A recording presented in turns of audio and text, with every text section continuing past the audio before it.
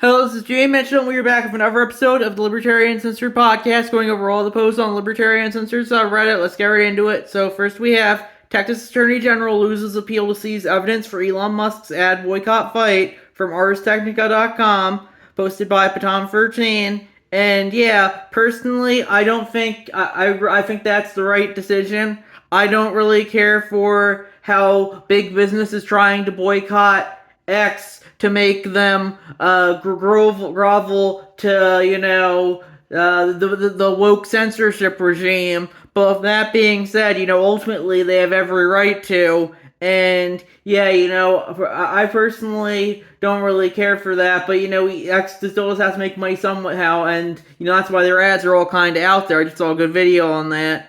And, ultimately, if big business doesn't want to pay for ads on X, I don't think they should be forced to do so, even if, they're doing it for a reason that I personally don't care for, and that's because X is one of the social media platforms that really goes against the woke censorship regime. That's why, they don't boycott stuff like Reddit or Facebook, but they do boycott posting ads on X. And that's my thoughts on that issue. Then we have Don't Bail Out the Farmers, Elections Have Consequences, from the Dispatch.com, posted by CH4Locks. And yeah, personally, I don't think the government should be bailing out anyone, regardless of what profession they have. So I would agree with not bailing out the farmers. If you're a farmer and you're struggling right now and you voted for Trump, that's your fault. You probably would still be struggling under Harris. But it's just that's a lot of politics is free. You either get stabbed in the front or stabbed in the back, and sometimes you just have to cope with it. And we have major companies abandon law firms that sign deals with Trump. Report from Newsweek.com, posted by CH4Locks. And yeah, as I said with the X ad boycott, if the major companies want to boycott law firms that could go against whatever the official narrative is, they have every right to do so, even if I don't personally care for the reason that they're doing so. It's just kind of like they're run by Redditors. They only seem to care about Orange Man Bad over everything else. And yeah, I personally think that's kind of overhyped. I don't really care for Orange Man too much, but for the progressives who and the Redditors and these major companies, apparently, Orange Man Bad might as well be their religion at this point. And that's my thoughts on that issue.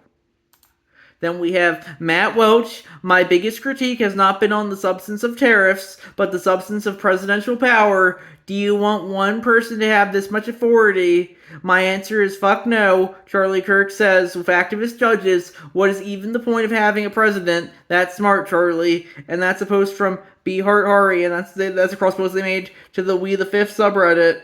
And I guess I would kind of agree with that. I don't really care about the tariffs. As I said in many episodes of my podcast, tariffs are just a tax on imported goods, and I think all taxation is theft because you don't consent to paying taxes like you consent to paying for everything else.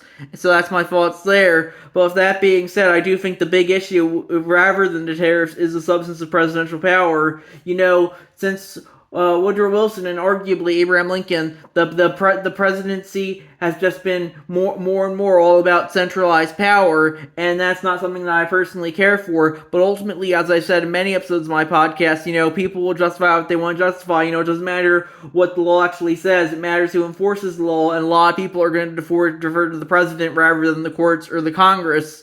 And yeah, so if people want to defer to the president, I personally don't really care for any figure of authority, but people will defer to whoever they feel like. And yeah, that's individuals will justify what they feel like regardless of the system of government in place. And that's my thoughts on that issue. Then we have Republicans are trying to sneak nearly $1 billion in bonuses to ICE agent posted by CH4Locks, and that's a cross post from the Global Takes subreddit.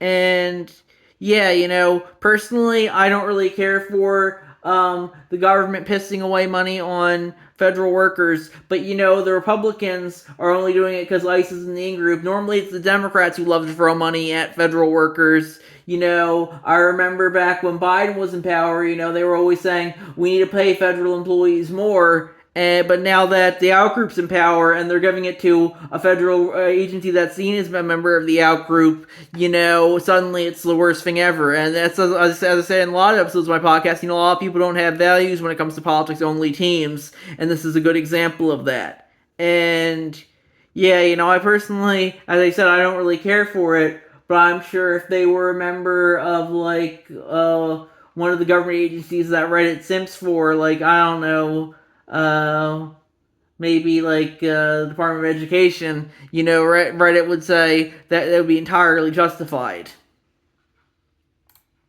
Then we have Louisiana passes bill to ban chemtrails from Newsweek.com, posted by CH4Locks, and that's a cross post from the News of the Stupid subreddit. And yeah, ultimately, I don't think the state should be banning anything. I don't personally care for chemtrails or any form of pollution for that matter, but the state shouldn't be in a position to be regulating anything. That's because they have too much power and they have monopoly enforced to justify enforcing whatever they feel like. So I don't personally care for chemtrails, but if their airplanes want to leave chemtrails, I don't think the state should be enforcing a ban on them. And that's my thoughts on that issue. Then we have Libertarian Party of New Hampshire censure motion fails from Swamp Yankee Dan, and that's a cross post from the Libertarian Party USA subreddit, and I commented on that other post.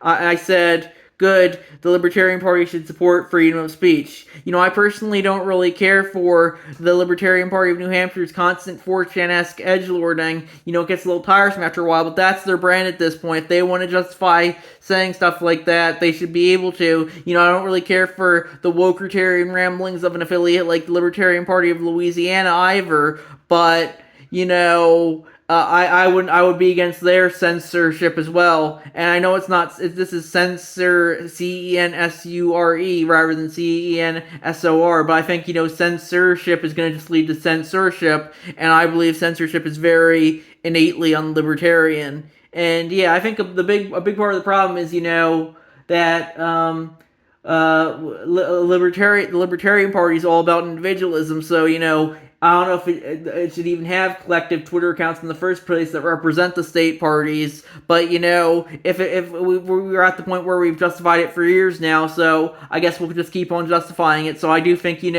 as long as they're around, they should have had as much freedom of speech as possible.